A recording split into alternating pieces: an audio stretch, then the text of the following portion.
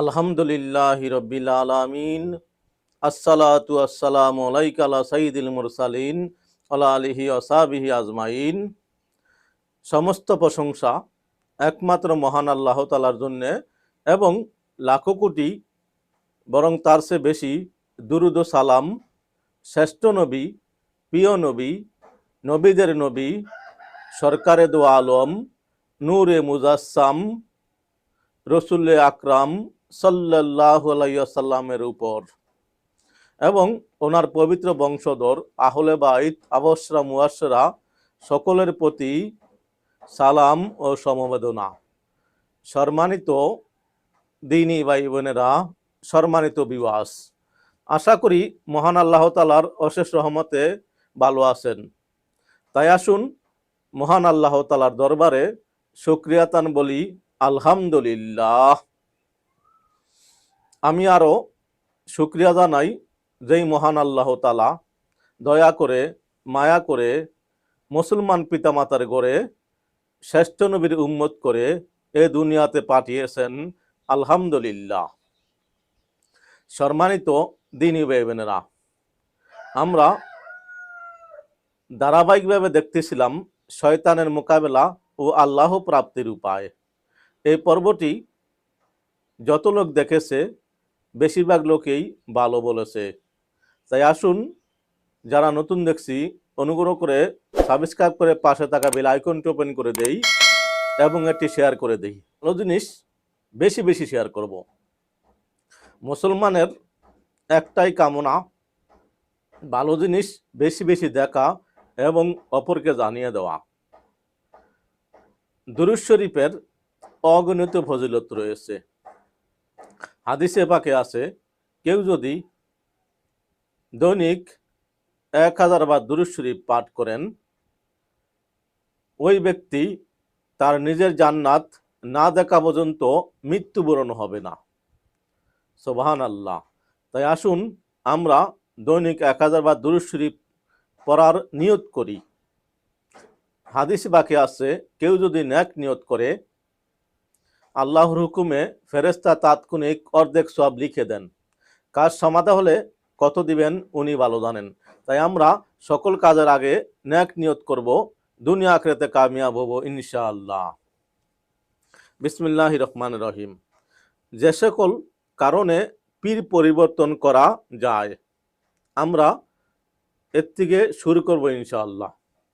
সাহাবাই কিরামগণ যে রাসূলুল্লাহ সাল্লাল্লাহু আলাইহি সাল্লাম এর নিকট পূর্ণ বাইয়াত গ্রহণ করেছেন, তার সহিহ প্রমাণ রয়েছে। অনুরূপভাবে তরিকতপন্থী পীর ও মুর্শিদের নিকট একাধিকবার বাইয়াত গ্রহণ করার প্রমাণ রয়েছে। আল্লাহ তাআলার ফায়েজ সীমাহীন। প্রত্যেক অলির উপর তার যোগ্যতা অনুসারে তা প্রকাশ পায়।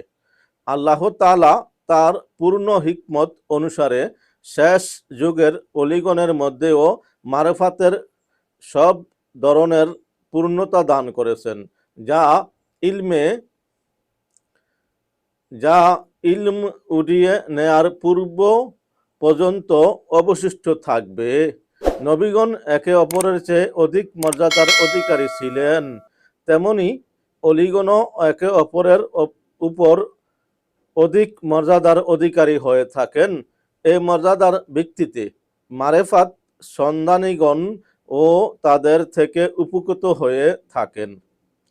সেদিক বিবেচনায় যে সকল কারণে একাধিক পীরের বাইয়াত গ্রহণ করার কথা মারেফাতদারীগণ হতে বর্ণিত আছে, আজকে আমরা সেইগুলো জানব এবং আমল করব ইনশাআল্লাহ।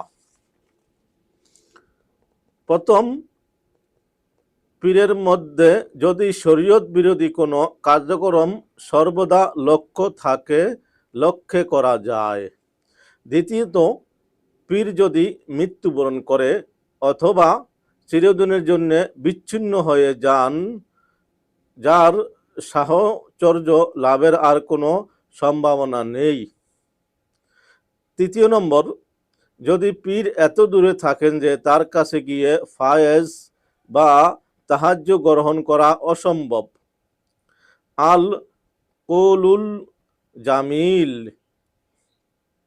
ইমাম সারানি রহমতুল্লাহ আলাইহি এ সম্পর্কে বলেছেন, কোনো সালেক চূড়ান্ত পর্যায়ে উপনীত হওয়ার পূর্বে শায়েক মারা গেলে তার জন্য অপরিহার্য হলো বিকল্প হক্কানি শায়েক গ্রহণ করা। আল ফারকু বাইনাল মুরিদিস সাদিকি ওয়া গৈরিস সাদিক, পৃষ্ঠা নং 40।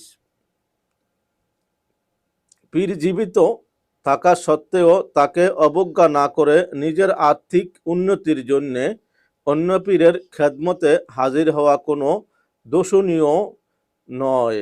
কেননা পীরের সোহবাতে মারফাত হাসিল করতে সক্ষম না হলে কিংবা যে পরিমাণ হাসিল হয়েছে তার থেকে আরও উচ্চ মাকাম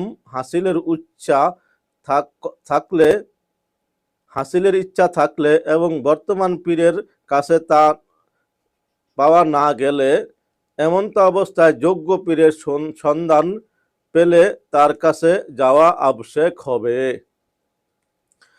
হযরত মুজাদ্দেদে আল ফিসানি রহমতুল্লাহ আলাইহি তার লিখিত কিতাব মাকতুবাত শরীফে বলেছেন, যদি মুরিদ নিজের হিদায়াত ও পথ প্রাপ্তির বস্তু অন্য শায়কের নিকট দেখতে পায় তবে প্রথম পীরকে অবজ্ঞা না করে তার দ্বিতীয় পীরের খেদমতে হাজির হবে।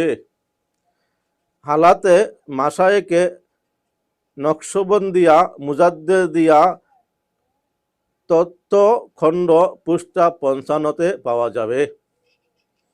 উল্লিখিত আলোচনা থেকে এ বিষয় স্পষ্ট হয়ে গেল যে পীরের সান্নিধ্য লাভ করার ফলে তার ফায়েজ প্রাপ্ত হয়ে যদি আত্মার পরিশুদ্ধি অর্জন না হয় এবং কুরিপুসমূহ দূরীভূত করার মাধ্যমে সুলুকের মানজিল সমূহ অতিক্রম করে বাতিনি উচ্চ মাকাম হাসিল না হয় তাহলে পীর পরিবর্তন করা আবশ্যক প্রয়োজন। যদি এরপরও কোনো সালেক সত্য অন্বেষণের জন্য পীর পরিবর্তন না করে তাহলে সে ওই শিক্ষার্থীর ন্যায় যে পড়ালেখা না করেই উচ্চ শিক্ষিত ও বড় জ্ঞানী হতে চায়। সম্মানিত দ্বীনী ভাই বোনেরা, সম্মানিত ভিউয়ার্স, আসুন আজকে আমরা যা কিছু জানলাম এর উপর আমল করব ইনশাআল্লাহ। ভালো জিনিস পেতে গেলে অনেক কষ্ট করতে হয়, তাই আসুন আমরা চেষ্টা করি ভালো কিছু পাওয়ার জন্য, তাহলে আমরা দুনিয়া আখিরাতে সফলতা হয়ে যাবে ইনশাআল্লাহ। উপকার মনে হলে অবশ্যই এটি সাবস্ক্রাইব করে পাশে থাকা বেল আইকনটি ওপেন করে দিন এবং এটি শেয়ার ও লাইক করে দিন। আসসালামু আলাইকুম ওয়া রাহমাতুল্লাহি ওয়া বারাকাতুহু।